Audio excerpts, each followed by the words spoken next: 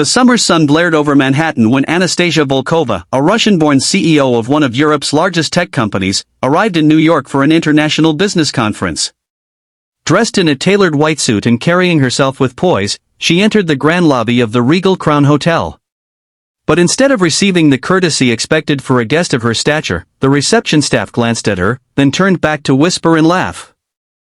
Her foreign accent, her sharp Russian tone, and perhaps even her serious expression made them dismiss her as unimportant. Anastasia stood at the counter for several minutes, clearing her throat and politely requesting assistance. No one moved. Other wealthy guests breezed by, immediately greeted with champagne flutes and warm smiles. Anastasia's lips tightened, but she remained calm. She had faced worse in boardrooms filled with arrogant men who underestimated her. Still, the sting of being treated as invisible in such a public place pressed hard on her heart. She stepped aside, set her suitcase down, and sighed.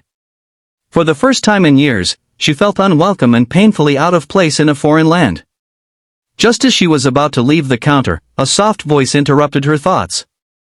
"Ma'am, would you like some water?" Turning, Anastasia saw a little girl no older than 8, wearing a simple floral dress with scuffed shoes. She held out a plastic cup filled with cool water. Anastasia blinked, surprised. The kindness was so unexpected that for a moment, she didn't move. Slowly, she accepted the cup, her manicured fingers brushing against the child's small hand. The girl's eyes shone with innocence and warmth. "Thank you," Anastasia whispered, her throat suddenly tight. The girl smiled. "You looked thirsty. Daddy says we should always help people." Anastasia followed her gaze and noticed a man in a janitor's uniform pushing a mop bucket across the marble floor.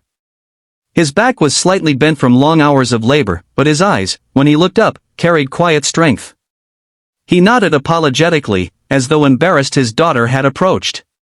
"Sophia, don't bother the lady," he called gently. But Anastasia shook her head. "She's not bothering me. She's the only one who noticed me." For the first time that day, Anastasia felt seen. The janitor walked over, wiping his hands on a rag. "I'm sorry, ma'am. My daughter is friendly. I hope she didn't disturb you." Anastasia smiled faintly. "Not at all. She just reminded me of something I'd almost forgotten, that kindness costs nothing." He introduced himself as Daniel Miller, a single father working double shifts to support Sophia. His accent was pure New Yorker, his voice steady but humble. Anastasia studied him, wondering how someone who had so little could raise a child who gave so much. In that moment, she realized her fate had shifted slightly. Over the next few days, Anastasia attended her conference sessions, but something lingered in her. Ignored to announce her new foundation. She invited Daniel and Sophia to stand beside her on stage. Dressed in a borrowed suit, Daniel looked out of place, but Anastasia squeezed his arm reassuringly. Sophia clutched her book proudly. This project, Anastasia declared to the cameras, was inspired by a little girl who reminded me that true success is measured not by wealth, but by kindness. Her name is Sophia. And this is her dream. Flashbulbs went off, capturing Daniel's stunned expression and Sophia's bright smile.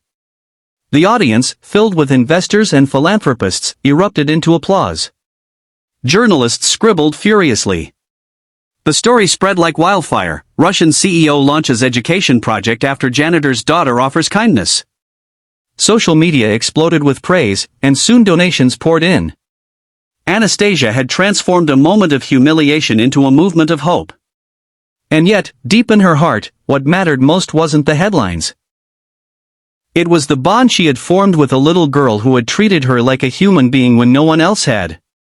In the weeks that followed, Anastasia and Sophia grew closer. She visited their small apartment in Queens, bringing books, and sometimes helping Sophia with homework. Daniel watched quietly, still unsure why this powerful woman cared about them. But Anastasia found herself drawn not to his poverty but to his resilience, his quiet dignity, and the love he carried for his daughter. Every smile Sophia gave her filled a space Anastasia never knew was empty. Her business meetings still mattered, but now, evenings with Sophia and Daniel mattered more. For the first time, she felt at home in America. Months later, the first scholarships under the Sophia Project were awarded. Children of janitors, waiters, and housekeepers celebrated with tears of joy. Anastasia stood on stage again, her eyes shining as she watched dreams take root. Daniel approached her afterward, his voice low. "I don't know how to thank you. You've changed everything for us." Anastasia shook her head. "No, Daniel. Your daughter changed me."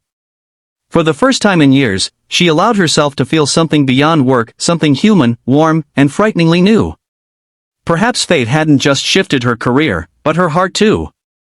One evening, as they walked through Central Park, Sophia skipped ahead, chasing fireflies. Anastasia and Daniel walked side by side. "Funny how life works," Daniel murmured. "You came here to build business empires, and instead you built this." Anastasia smiled softly. "Sometimes the greatest empires are built on love, not power." She glanced at him, their eyes meeting with unspoken understanding. That day in the hotel lobby, she had been ignored and unseen. But a little girl with a glass of water had changed everything. It was the beginning of not just a project, but a family. Thoughts. The dismissive faces at the hotel staff still bothered her, yet the memory of little Sophia offering water filled her with warmth. She began noticing the people behind the glamour of New York, the waiters, cleaners, and bellboys who kept everything running. Unlike the CEOs in her meetings, these workers never made headlines, yet their struggles were written in tired eyes and calloused hands. Anastasia couldn't shake the image of Daniel quietly mopping floors while his daughter read books in the corner. On the third evening, after a long day of negotiations, Anastasia found herself in the lobby again. She saw Sophia sitting on a bench, flipping through a second-hand children's book, while Daniel cleaned. Anastasia sat beside her. "What are you reading?" she asked softly. Sophia beamed and showed her the cover.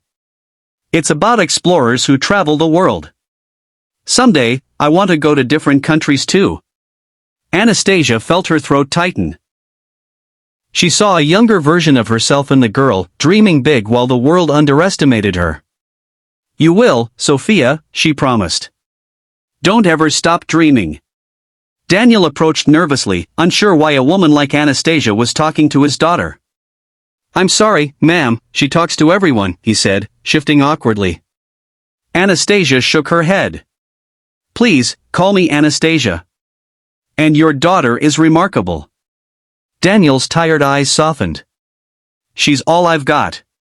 I lost my wife 3 years ago, and it's just been us. She keeps me going." Anastasia's chest tightened at his quiet confession.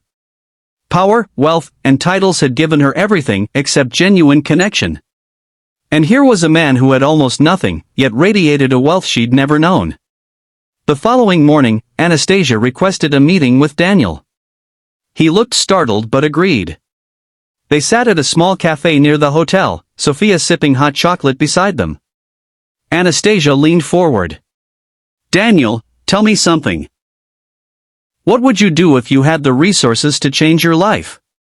He frowned. "I don't think about that. I just focus on putting food on the table."